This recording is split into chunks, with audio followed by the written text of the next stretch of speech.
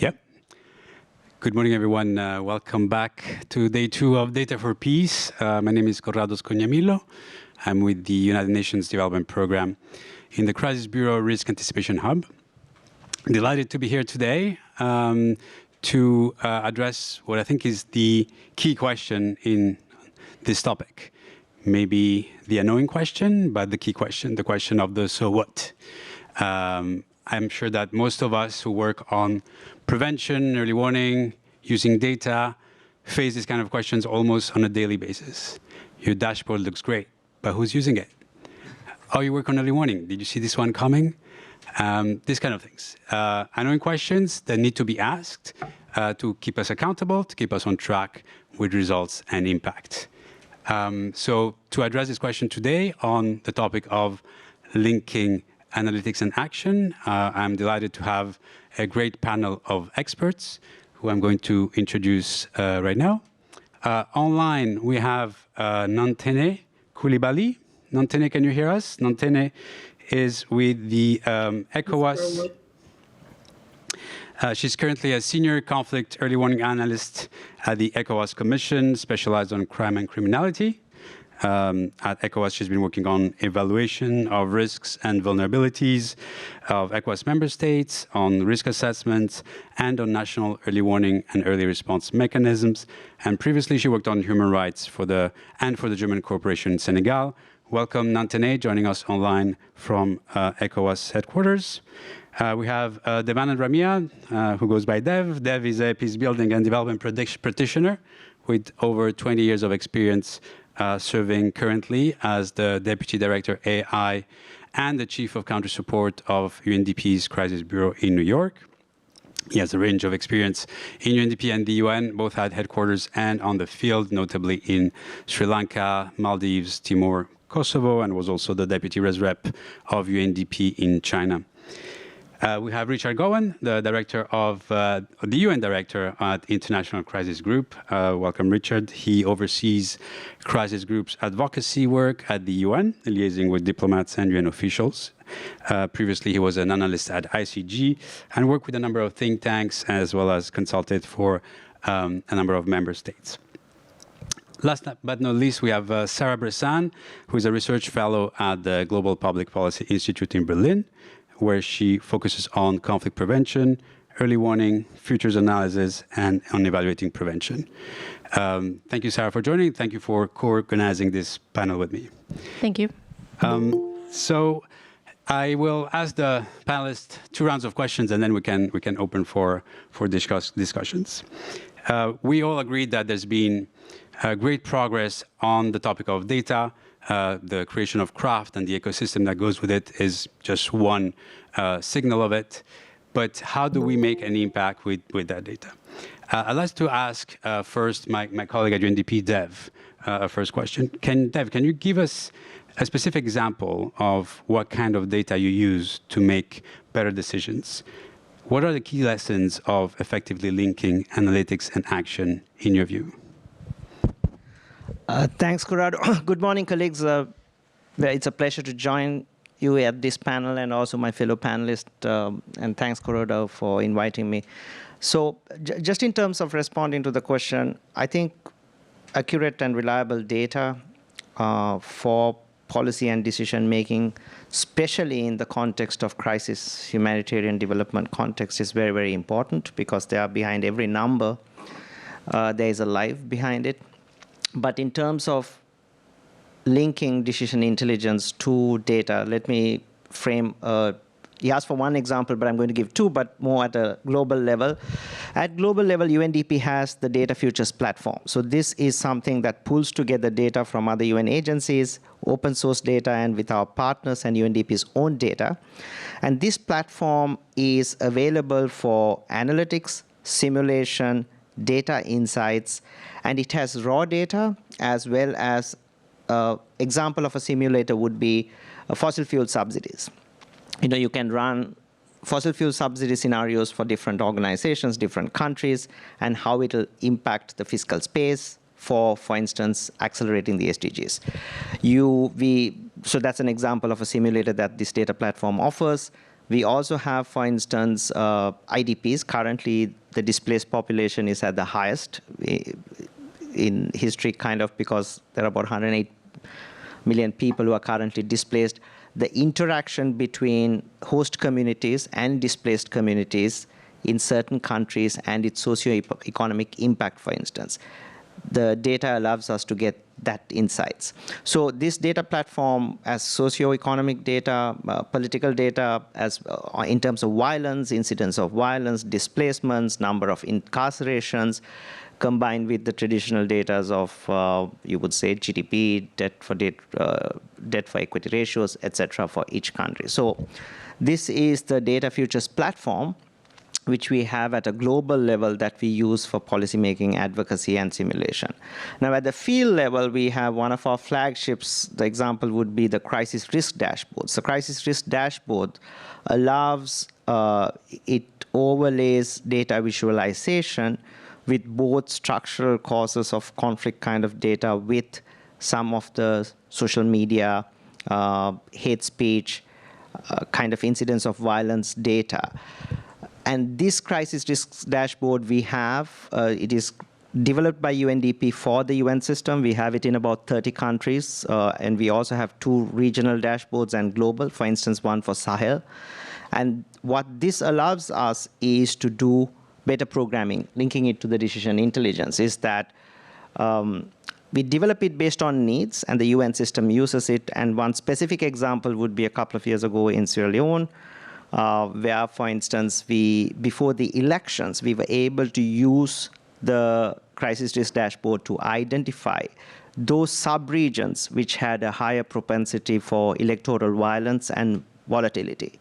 So using that data, we're able to do social cohesion and peace-building local programs, which we developed and implemented prior to the elections, which actually contributed to the reduction in electoral violence and increasing social cohesion. So when there's limited resources and we really needed to do target programming, so here's an example where the crisis risk dashboard helped us with programming in terms of decision making. Thanks, Dev. And for those who want to hear more about the crisis risk dashboard, there is a presentation on it at 10:40. Nantane, I'm going to turn to you.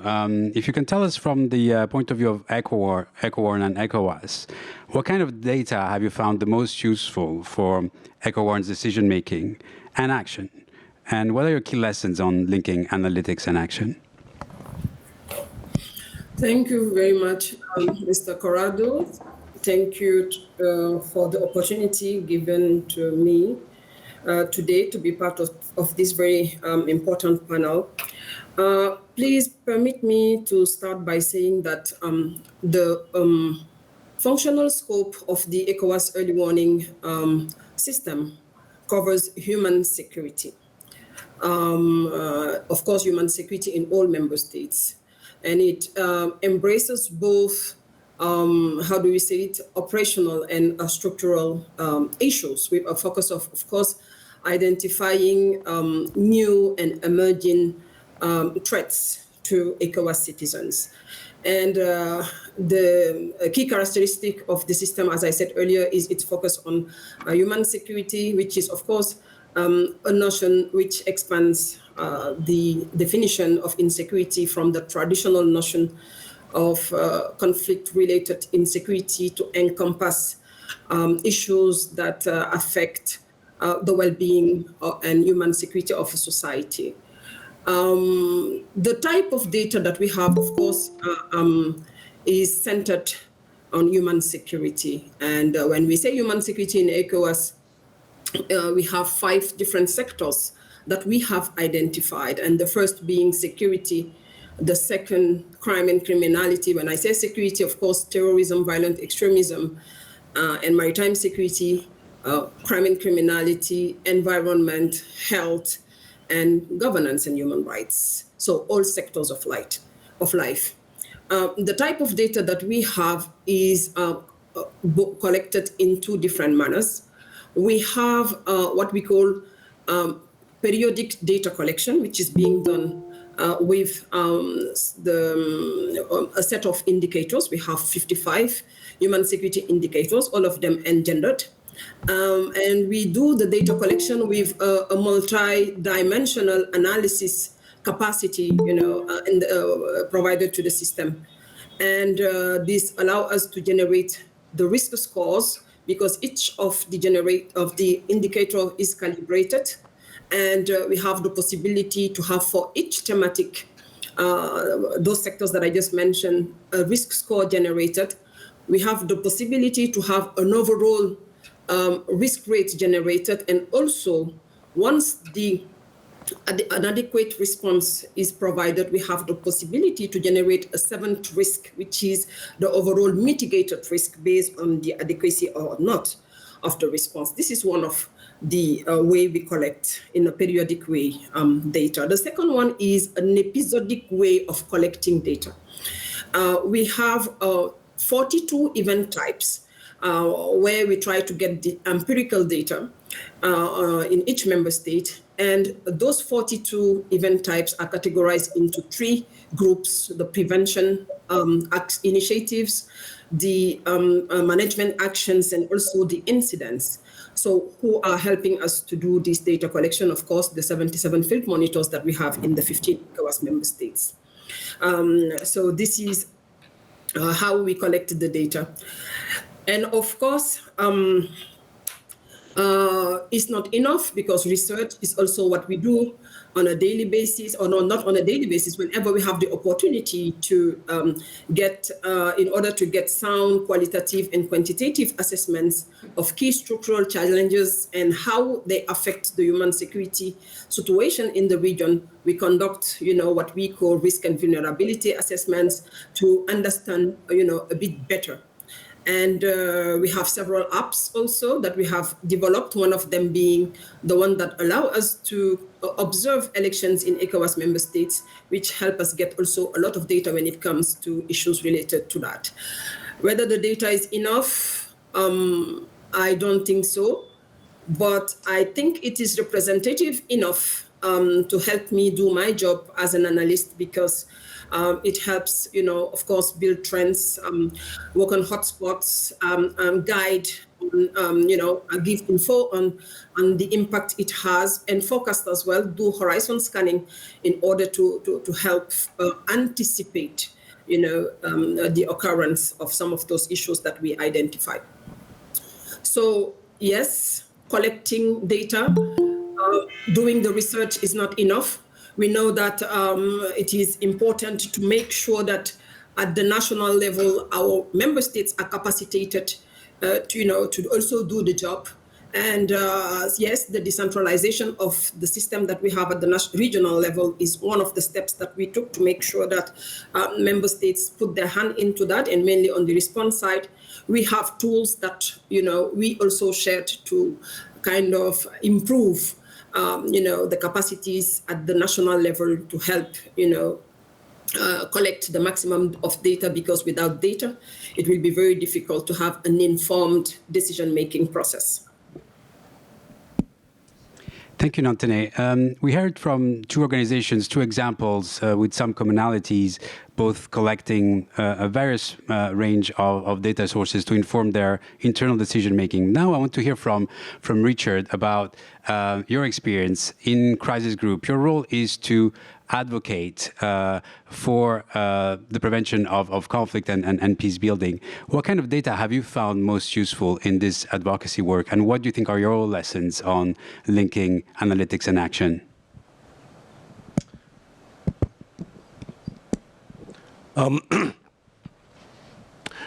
So I think there's one iron law in this field, which is policymakers like data that confirms their preconceptions. And a very wise former EU official once said to me that the art of advocacy is to tell any policymaker that what they're doing is in line with the arc of history, and then you will provide them with the information that confirms that they are following the arc of history. The problem is that is not always the case, and at Crisis Group, we focus, as the name suggests, on situations where Deadly conflict and violence are a reality, or could become a reality in the very near term. And so we are looking for information of all types that really addresses those short and medium-term conflict risks. And in some cases, for example, around recent elections in Nigeria, I think we have been informed by the sort of data that, Dev, you were describing around the elections in Sierra Leone. Data which shows you where across a country there are higher than usual risks of election-related violence can be very helpful, and it's a very helpful advocacy tool, both when you're talking to outside actors, donors, the UN, the EU, but also when you're talking to domestic political actors. You're able to talk them through where you see specific risks. And so information of that type, I think, is very, very helpful. That said, at Crisis Group, we also tend to think about policy making in terms of dilemmas. We've actually, in recent years, moved away from giving relatively technocratic recommendations about how to deal with conflict, to thinking about how policymakers see their choices, and that's almost always in terms of trade-offs, dilemmas. And sometimes those are distinct dilemmas over resources, but sometimes they're actually irreducibly complex dilemmas that data can help you understand but can't resolve. So in late 2021, I did a lot of work with our Asia team on the situation in Afghanistan after the Taliban seizure of Kabul. And in essence, we were talking to Western policymakers, as I'm sure you were too, about an irreducible dilemma. Would they provide humanitarian and economic assistance to the Taliban authorities, knowing that if they did not, you would have an appalling humanitarian crisis and you would have very large-scale death, but knowing that if you did support the Taliban, you were supporting a government that was going to abuse women's rights. And we were never under any illusion about, this being a new Taliban. We understood this was a Taliban that would have appalling gender policies. Now, we drew on a lot of data in making our case that actually it was necessary to work with the Taliban. Data around potential civilian fatalities especially amongst women and girls, was very powerful. But at the end of the day, there were policymakers who were saying to us, this is all fine, but our political masters simply cannot look past the women's rights issue. And so we were using data to try and shape a discussion, but we couldn't find an answer to that dilemma because there was no right answer. And so, sometimes we're drawing on data, but we're very conscious that the choices you ultimately come to are political and are values-based, whatever sort of information you bring into the room.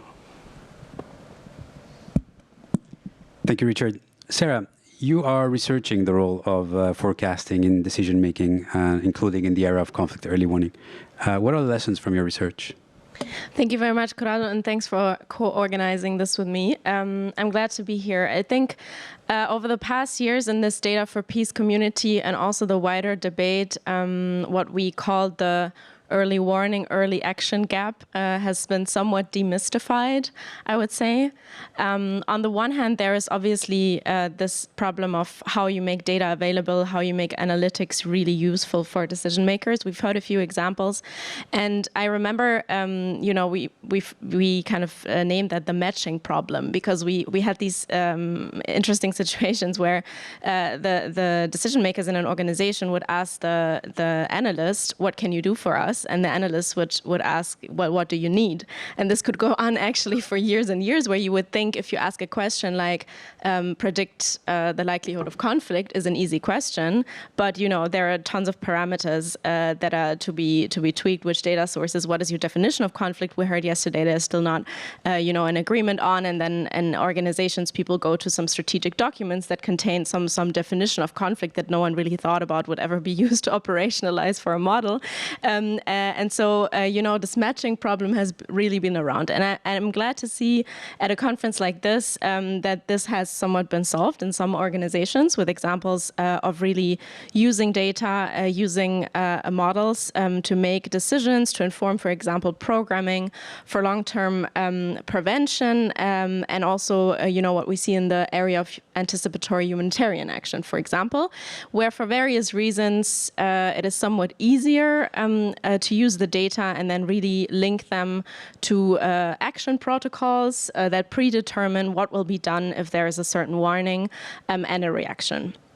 Obviously, when we talk about conflict, this is very different and not really transferable one-on-one, because a decision maker would not want to, create an early action protocol and then, as soon as a certain indicator rises above a certain level, have their hands tied of having to do what this protocol says in terms of prevention. Because, as we heard, it's a very political decision, and once a conflict erupts, this is really where we are in an area of deep uncertainty. Right, we see this right now in many areas of the world, with Gaza just being very recently the most tragic example of this.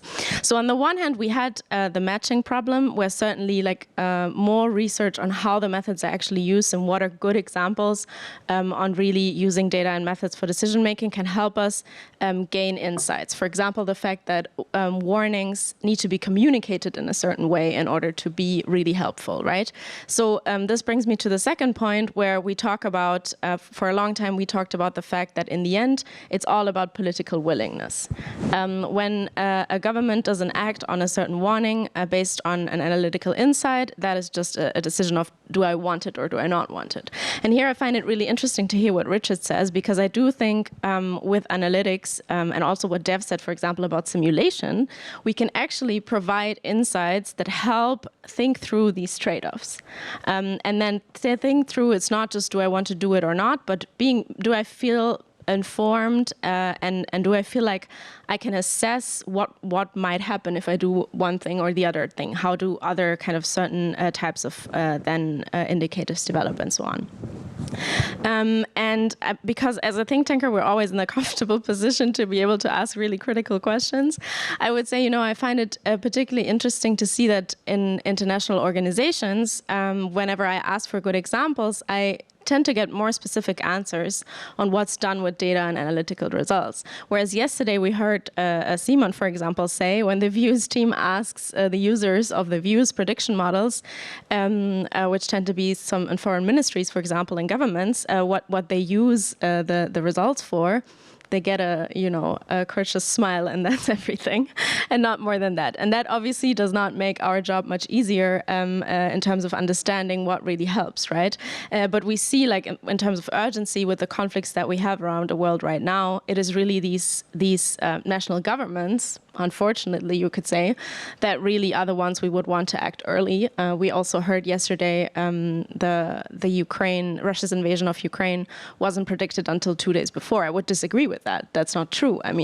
There were assessments of high risks long before, but the question is exactly how did these processes go and how can we make sure with the types of information and the analytical insights on behavioral factors that influence decision-making, which have been researched in other areas of application, other policy areas, and other kind of commercial sector, business, and so on and so forth, but not really in the field of foreign policy and diplomacy, because it tends not to be very accessible for these types of questions. Thank you, Sarah. Well, this round of questions was about good examples of data, best practice on linking analytics and action. But of course, some of those challenges already emerged. The political will, the matching problem, the behavioral part of decision-making. I want to dig a little bit deeper in the challenges and hear from our speakers about ways to overcome them. Nantani, I'd like to go to you and ask you, based on your experience with working with governments as part of the EcoWar network, what have you found as the greatest obstacles to action? And what's your advice for this community of Data for Peace practitioners? Thank you very much, Corrado. I recall when I joined the system about 15 years ago, my colleagues and I were told that heads of states don't read. We were told that decision makers don't have time to read lengthy reports and analysis.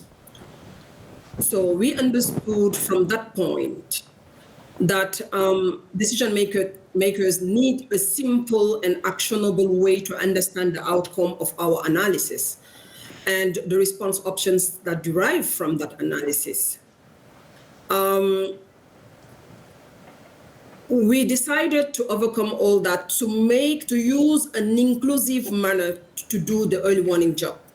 So for instance, all ECO1 indicators, the different generations of early warning indicators from 94 to 66 to today's 55 indicators were developed in an inclusive manner involving experts from member states, from government, from civil society, from responders, right, from decision makers' side. As an analyst today, I made it my job to make sure that I liaise directly or indirectly with the decision maker or the technical departments in my institution here, or directorates that are working on the response side to kind of influence the way I can. Whenever I have, for instance, the opportunity, I talk about the system, because you don't trust what you don't know. You don't trust the data that comes from a system you don't know. So we talk about the system whenever we have the opportunity, and we focus, of course, on the transparent and scientific method that is being used with open source information to do our trend analysis, forecast the likelihood of instability and conflict. And whenever we have also, Corrado, the opportunity, we express the willingness to collaborate with decision makers or whoever works with the decision maker. Very important. And of course, as an analyst, we had to work on shaping our persuasion capacity, which is a requirement, of course, for an early warning analyst, because when we work, we have to make sure that they're persuaded that what I'm telling them is, of course, what they need to do. I'm saying it and I'm smiling at the same time, because as an analyst, I'm sure of something. The reports that I generate are not the only source of information of the decision maker. So the persuasion should be something that, I have to do on a permanent way to have the buy-in of, the decision maker or all actors working with the decision maker, if possible. Of course, the passion for the job is important, but it's not sufficient. And we have to be humble, as I said earlier, the humility due to the fact that I'm not the first source or the only source, because we know that when you talk about human security, states, governments tend to focus a bit more on state security, not human security. They invest a bit more on state security rather than human security. So this is really something that we have to keep in mind. And then we also know as analysts that when we identify a risk, we analyze an issue, knowing where to act. This is not sufficient enough to provide response or to trigger response on the other side, because my priority could be secondary or third priority to the decision maker. Sarah, you're right. Without political will, nothing happens. And I think if we have to share our experience, this is something that we have experienced, in several reports that provided policy recommendations. And at the end of the day, you saw that what you found vital, let's say, to mitigate crisis or upcoming conflict, was not a priority for the person who had to implement what you suggested. So these are the things that I understood during my journey as let's say an early warner.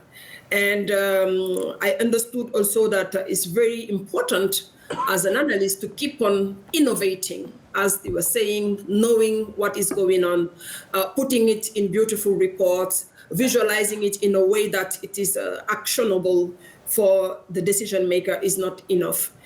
We keep on, innovating to make sure that we build that bridge with the decision maker.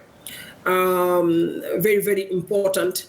And then, of course, capacity. Capacity building is very important, but also sharing of experience, like we are doing here in the framework of this panel. Best practices. How do others do to reach their goal? How do they behave, with decision makers? And just one example on how we are trying here to make sure that we have a link which goes beyond just decentralizing the ECO1 system at member state level is, for instance, the JAP working group that we have set up. JAP is the Joint Analysis and Response Planning Working Group. And the aim is to make sure that whenever we identify threats, whenever we see high risk rates on some issues regarding human security, we sit down in that working group and discuss with all those stakeholders that work in the ecosystem of early warning and early response, both at the regional and national level, to make sure that we are heard, to make sure that they also understood where we are coming from and why these policy recommendations are on the table out there for them to support the response part of, to resolve the crisis. This is what I could put on the table. Corrado, pending I hear from colleagues. Thank you. Nathalie, thank you very much. I really appreciate your points, and in particular the one of bringing together the decision makers with the analysts and make them more familiar with the system. I think is one that I find particularly relevant. Thank you, Nathalie. Nathalie also flagged the challenge of the limited attention span of the decision makers, especially at senior level.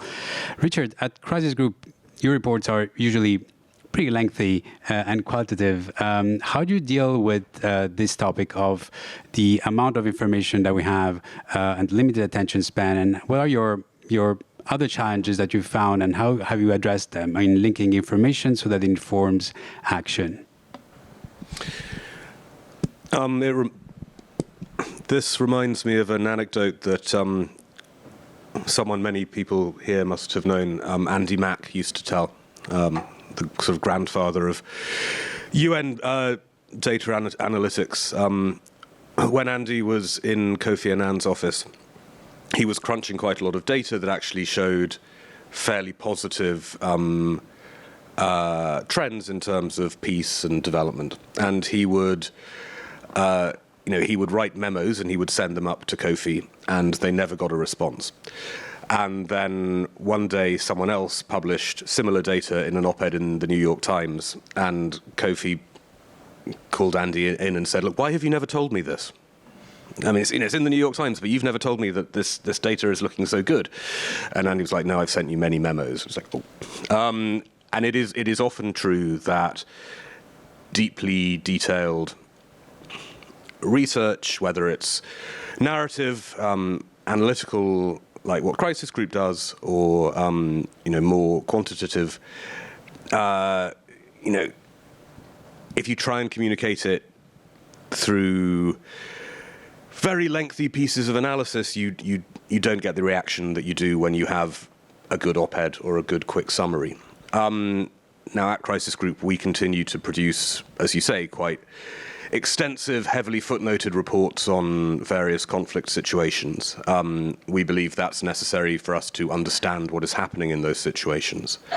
But in recent years, we have been trying to expand the range of products that we produce, and we're especially interested in mixing our field analysis with data-based research to produce visualizations. So, for example, we did quite a lot of visual work last year on displacement in South Sudan, and highlighting where human displacement was likely to lead to conflict. And that sort of visual presentation, backed up by a great deal of research and text, certainly had more impact. I mean, that said, I think the other thing to keep in mind is we always like to think that we're going to be influencing key decision makers. We always like to think we're going to be speaking to Guterres or Blinken or whoever.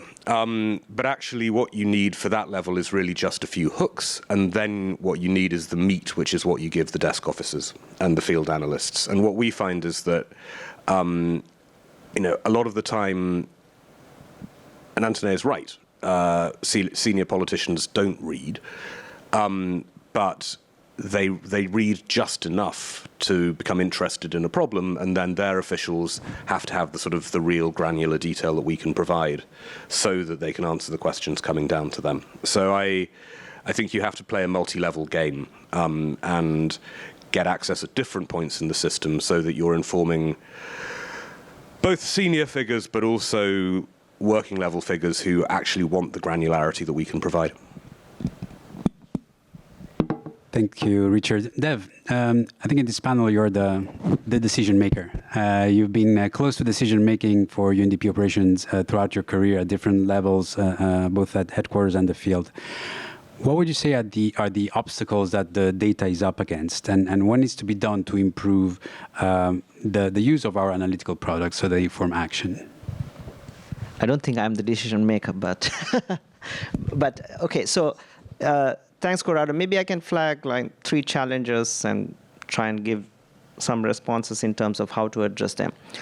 The first is actually, I think it was touched by some of the other colleagues also, is a disconnect between those who are data consumers and those who are data producers within the policy-making circles.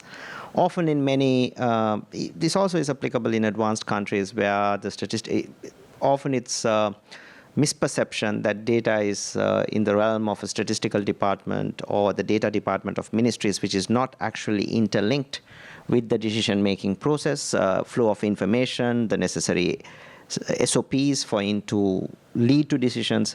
That's lacking. And also the capacity to combine and use traditional data with new sources of data, satellite imagery, big data, Internet of Things, etc. How do you combine and use and do analytics? So that's one big challenge. I think the response to that is capacity development. Especially I'm talking in developing countries, especially in fragile and conflict-affected states, which becomes extremely complex. So that's one set of obstacles and challenges. The second for me is, I think must have been discussed a lot, is about data privacy.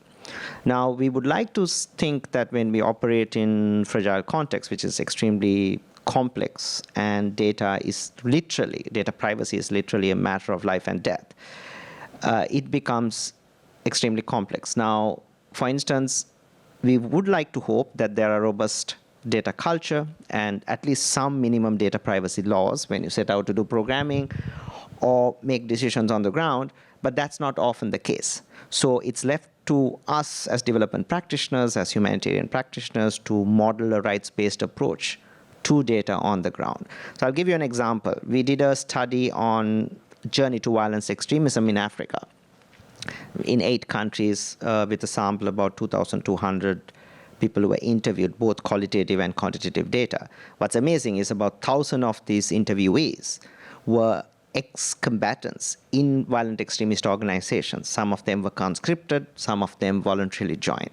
The kind of insights that they have is really amazing. You cannot get it for development programming, as well as to understand the drivers of conflict and drivers of extremism.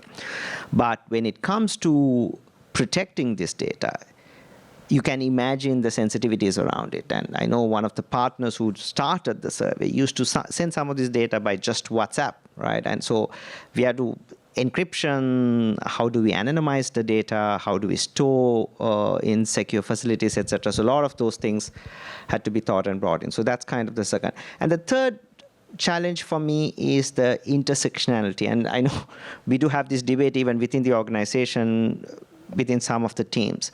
Using data for early warning versus using intersectionality of data for risk-informed development. So I think there's lots of, it's not one at the expense of the other. For example, now we are getting If you're looking at trans-border criminality, resistance to antibiotics, if you look at climate change, climate security issues, debt and liquidity crisis, I think we all understand that these all come together and intersect. It's easy to say it, but we are much better at analyzing and extracting data when it comes to a certain sector or certain types of individual hazards, but combining them and using them for risk-informed development is where it becomes very challenging. So the response, I would like again to touch on the crisis risk dashboards that Corrado made a plug for. It's a user-centric design that brings together some of the structural causes with actually some of the proximate triggers and incidents together. So how we design it. So the response is, when we design these crisis risk dashboards that I talked about for different countries, it's not just an off-the-shelf design. It's actually user-centric design, talking to the UN system or the UN country teams in those particular countries what your needs are, and that differs. And how you design it and co-design it actually helps you towards better decision making. So that one way of overcoming this obstacle and bringing this together. But this, I think, is the biggest challenge business leaders, politicians, policymakers have to crack, is how do we bring these different threats together for better analysis. And here, artificial intelligence and some of the new technologies that's coming on can help, but we have a very, very long way to go. Thank you, David. Sarah, if it's not about more data, what else needs to be done to get to more effective conflict prevention and peace building? And what role can we play here as a community, and what role can the CRAF'd ecosystem play? Thank you. I think most people in this audience and online, me included, have a special place in their heart for structured information and data, right? And yesterday someone said we are holding machines to higher standards than humans, because if the machine is wrong once, then we throw it out. And we don't do the same with our colleagues, obviously, that's right. I think there's another truth in that, which is that, I mean, with the data-driven methods we're dealing with and the quantitative methods, once the output is kind of communicated, by definition, by design, it comes from is like a structured process, right? That has like a number as an output at the end, or you can turn it into a map, whatever. And when my team and we look at how these predictive analytics are used, all these future-oriented analytical methods, what becomes very apparent is that these like very structured systems of analysis and outputs is up against a very messy world of other information sources which are not closely as structured as data outputs, algorithmic outputs. So qualitative information from all types of sources, reports, gut feeling of diplomats who have lots of experience, which, validly make certain decisions in certain ways. And then also the world which we heard about, in which this information is processed all the way up onto a senior decision maker. And so when I think about what to analyze in order to move this field forward, is obviously, yes, the data-driven methods, but then all of these other places where we're dealing with kind of more messy systems, and trying to see if we can structure these to, for example, be better able to compare whether our assessments that we now do qualitatively are any better than a model output.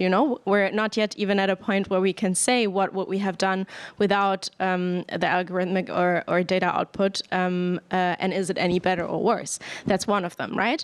And then, so this is why we're, for example, working on like a typology of different methods and the structures that exist in decision making, and then see where kind of these links are that are less formalized and that are thus harder to research. It's a bit like with the what can be counted counts, right? What's very structured can be easily criticized because you have metrics, whereas for the rest you don't. So that is this point that this is what you can do at the method level. You can do it at a structure level for the organization, but then also obviously in the individual behavioral and decision-making level. And so kind of these types of typologies, the research on these links. And then also I was glad to hear about the intermediaries kind of between the data analytics and the decision-making, because that is also something we are focusing on in a current paper with 2 colleagues, because we saw, the discussion tends to be very abstract, communicating warnings to really, the head of a country mission. This is what's being researched, and then kind of the methods that input, and then we have a huge black box of a system where it's not really clear what happens and what we can really do in order to make this information more usable and more accessible. And then working with things like trust, who trusts in which types of results, when are they useful, and how do we combine these different types of sources of information about very different sectors. And we see that now, for example, a lot of the models that are used in decision-making in foreign ministries and IOs are the structural causal conflict causes that to then inform long-term prevention, where you want to tweak like the input indicators. That's really like a long-term project, right? But the priorities suddenly shift to things like energy dependencies, to things like trade, and then these data analytics units suddenly are like, yeah, but we do structural conflict, civil war models, So the system, in a certain sense, has to also become more adaptable, and the EU External Action Service, for example, has recently made their early warning system more adaptable to kind of what the current political focus of events is. And there is a risk and a chance in that, right? The chance is to stay relevant when really political priorities shift, unfortunately, away from some of the structural prevention that the focus was on in the past 20 years. But the risk is also that one of the advantages of the early warning system was that people said it diverts our attention away from the political headlines of the day, which is really what we want, what the data is good for, so we can get a kind of corrective, and it tells us something else than our obviously biased human analyst brains.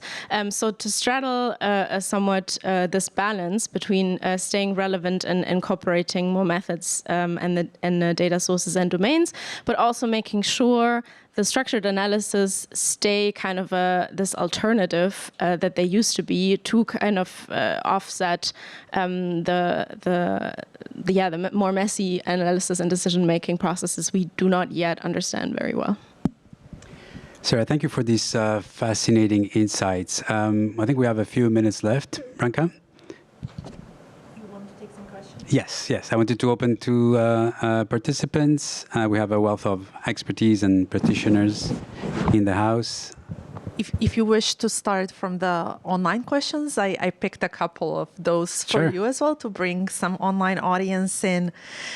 So we had an interesting question about the fact that panelists were referring mostly to state actors and entities, but there are a lot of other actors in the field as well, like NGOs and local populations. So could we get some thoughts on how analytics can push these groups to act?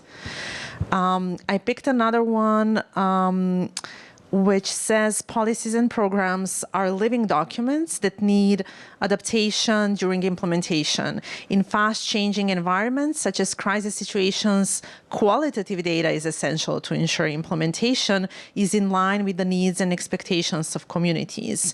So which structures, tools, and ways of working can facilitate the inclusion of qualitative data as well? And then one specific for ECOWAS.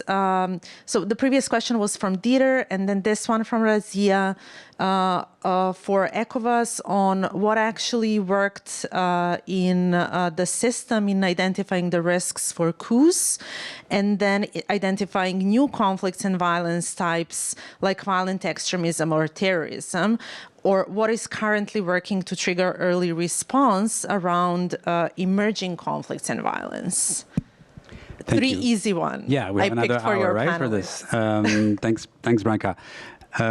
Colleagues who want to start, there's a question on including in the decision-making local populations and NGOs, a question on the qualitative inputs, and then a question specifically for ECOWAS. Richard, you go first. I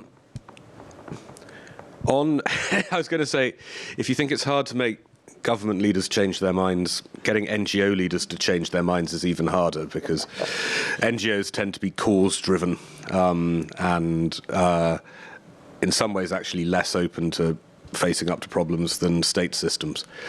But I mean, I do think it's a fascinating point that we can use data to inform and empower communities that would otherwise be marginalized or simply not have the information they need to act to express the challenges that they face. I think Crisis Group remains primarily focused on states and international organizations. We're not working down at that level, but I think that's a hugely important challenge for our field.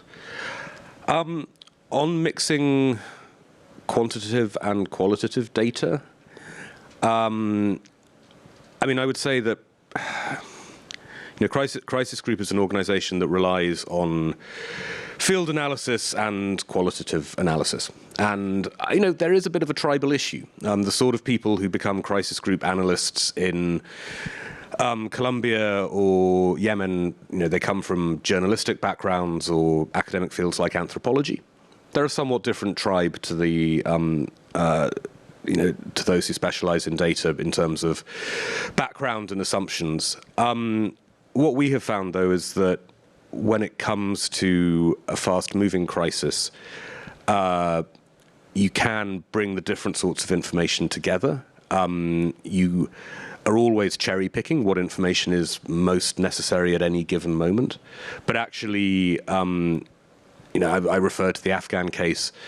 You can bring together the different forms of analysis to make a compelling argument if you're willing to be open to using all sources.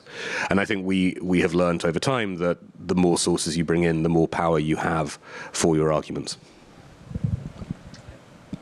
So maybe I can take a crack on the programming and adaptability of using qualitative and quantitative data. So I assume in the audience we have also people maybe from the private sector, etc. I don't know whether you'll have seen a UN project document or even an NGO project document, right? It's obsolete. It's actually 50 years old. It has indicators. It has outputs and outcomes, right? And yeah, we are a public organization. We get public funds, but we're shackled with so much of rigidity, which actually is counterproductive in a very dynamic world in which we are facing lots of uncertainty and complexity. So there's a mismatch beyond it, so between these two. But what happens is that when we want to adapt and use data and use also qualitative indicator to do programmatic decisions, it's a bit like turning an aircraft carrier and not like a bicycle where you can quickly be agile. So we are one of the, at least UNDP, we are moving into what we call kind of the portfolio approach, which gives quite a bit of flexibility for us to do this, but in reality there is a big time lag. So I'm not actually answering the question, but I'm actually building on the challenge. The time lag is knowing both through qualitative and quantitative information that your programmatic trajectory needs to shift, but our ability to shift it in time is quite challenging. But we are becoming better at it, because this is where I think both quantitative and qualitative data comes into play.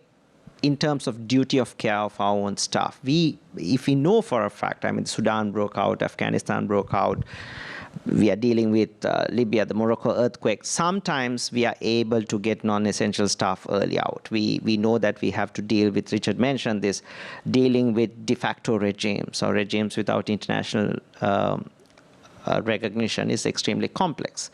We know that we have to work in this context, otherwise there'll be a regression in terms of the development gains, but we do not work directly with them. But if we know that a coup is coming and we know that this is going to be an illegitimate regime or a de facto regime, we can put in place some adaptable programming principle much earlier with community NGOs, working, even channels for cash transfers, etc., that enables us to do programming on the ground. So yes, it's possible, but I think there's a long way to go in terms of making this much more quicker and agile in terms of adaptive programming based on both quantitative and qualitative data. Yeah, maybe I can say something on both the local population. I mean, for example, also in the humanitarian field and in the disaster response field, there is really interesting research about how also warnings and information about devastating events and consequences need to be communicated to the local population so they know what to do, right? But this is more of a, okay, we know the disaster is impending, so this is what the information, the cell broadcast, whatever needs to look like, so that people really know that they need to leave their homes right now to be safe. There's been research on that, and it's a bit kind of a cleaner problem. I'm not saying it's easy compared to obviously the conflict model, right, where we are dealing with kind of conflict actors and different sides and parts of population being affected by it in very different ways. But there can be something learned from, like, I mean, humanitarians tend to be better at really taking into account what does this mean for the last mile, first mile, however you see it and want to call it, the people that are actually going to be affected, and how they can be brought in on the kind of warning and then mitigation and response thing. And then the question on violent extremism, I would say this is maybe a bit the opposite from the situation that we have with structural conflict prediction, in that, I mean, this is a domain where governments, and I mean, notably intelligence services, are very active in terms of kind of having threat models, threat assessment models and response models, where we, in terms of policy, focus a lot less on the structural factors that can be kind of mitigated in order to prevent radicalization, but more of a case-based approach, where again this means a different set of methods that obviously then maybe, I mean, Nantini can say something about this, where we have areas where this overlaps, right? We have the radicalization and extremism and armed groups kind of problem, and if we somehow can also bring these methods together in order to kind of see this more as a continuous problem. Thank you, Sarah. Nantini, over to you. You also have a third bonus question on the coup and new trends in conflict and violence. Thank you very much, Corrado. I think to start with, I should say that we do a very difficult job as early warners, because it is a thankless job, but people, I mean, it's not rewarded, because why I'm saying that is that when the early warning works, no one sees it. Of course, is the objective, right? When there's trouble or you did not see it coming, excuse me. So this is something that, of course, could bring frustrations during the journey, but we all know that it's part of the job. I was talking earlier about what we have done in addition to the systematic data collection, which is research. And one of the key research that helped us get a lot of qualitative data that we use in our analysis, and we keep on, of course, updating, because we are about to update those research, is what I call the country risk and vulnerability assessment, which helped us not only understand or identify the structural vulnerabilities of each of the ECOWAS member states, but also the event-driven risk of each of the member states, but also the Lake Chad Basin that we share with Central Africa.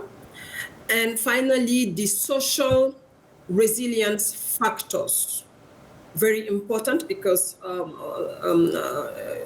let's say decision makers could leverage on the resilient factors, to provide stuff.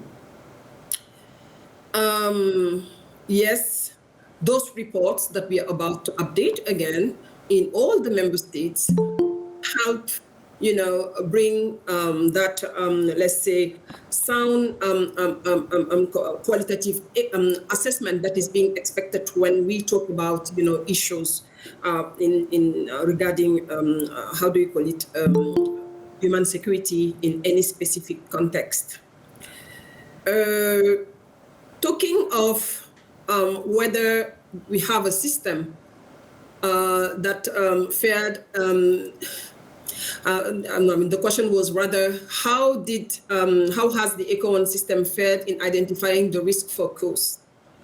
I said earlier, when it works, no one sees it.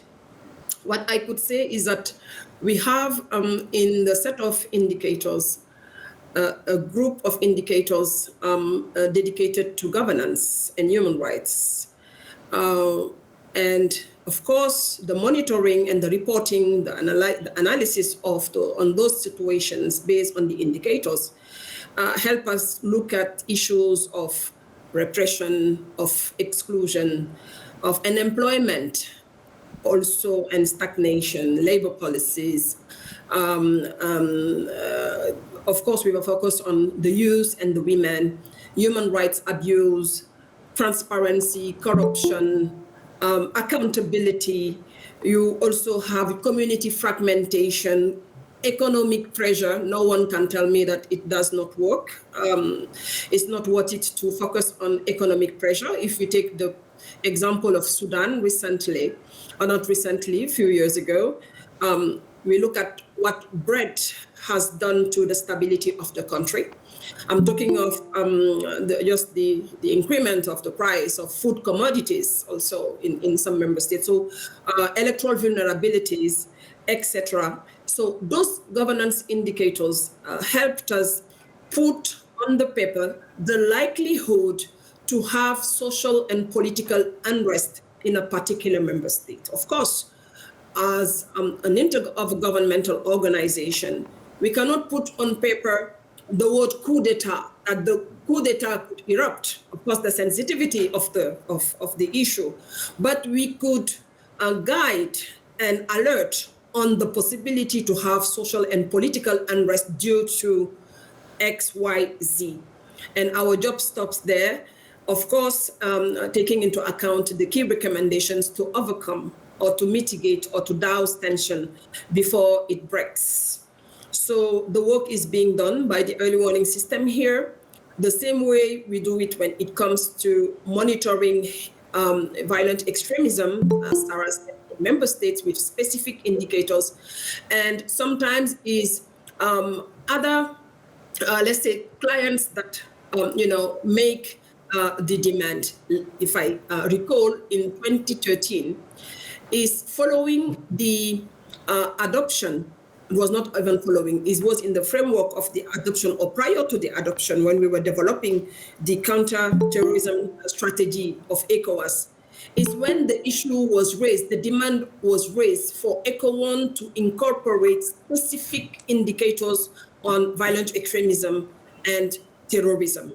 And this was taken into account in the new set of indicators that we have, just to show that both new and emerging trends are permanently, let's say, added to what we monitor and what we report on for informed decision making.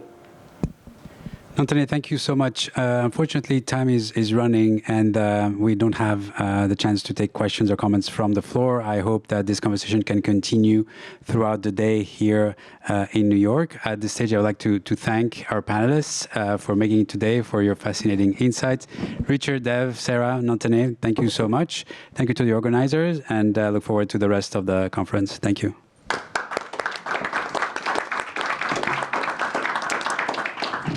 Thank you so much. This was a great panel. Catch speakers, ask them questions individually. There's a lot to talk about. But next thing, we need to rush to our breakouts now. Can I have a slide up about the breakout so you can see which session you can choose? We have 3 parts.